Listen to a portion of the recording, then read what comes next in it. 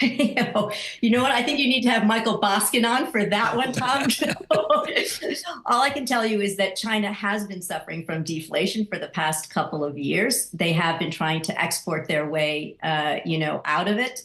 Clearly, there is some discussion, I would say, among the Chinese leadership about this involution. So they are concerned that, within China now, you have such intense competition in sectors like solar and EVs, those areas where they are exporting their overcapacity, that you're going from 200 companies down to 10 companies.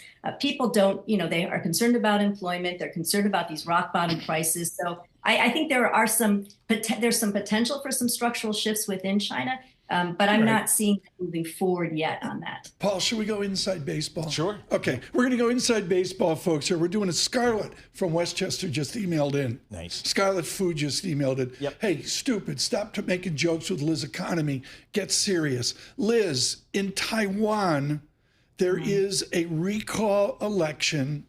The recall supporters said opposition, KMT, too close to China. There's two parties in Taiwan. What are they arguing about? There are actually three parties now, but two of them are closely aligned, the TPP and the KMT, and then you have the DPP.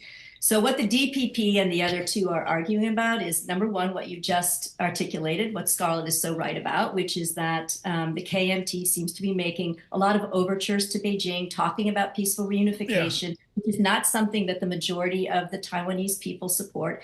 There's a big difference over defense spending. The U.S. has been pushing Taiwan, has been pushing the leader, Lai Ching-te of the DPP, which is the party in power right now, to spend more on defense. And he's trying, but he can't get it through the legislature, which is controlled by those other two parties. Right. So this recall election, which Lai precipitated, they got 31 seats to have these recall elections. They had 24 this past Saturday that came up for recall election, and they all failed. So what that means, it's unfortunate for President Lai because he's really counting on this to get some movement in the legislative yuan so he can push forward his agenda. So it's going to make it more difficult for him. There's still 7 to come in August. But, I don't know that we're going to see a different result. Liz, let me squeeze in one more question. Just with the majesty of your work, Back to the River Runs Black. Oh, no. We are expanding. Biden did this, and Trump does this, with a U.S. Navy new positioning on Palawan, the long, skinny island of the Philippines that borders the South China Sea. Do you see an American military expansion to defend Taiwan? Is that what's going on here? I mean, the South China Sea and Taiwan are two different issues in terms of American projection of power. They all feed to the same area. You're right, a kind of buildup in the Indo-Pacific.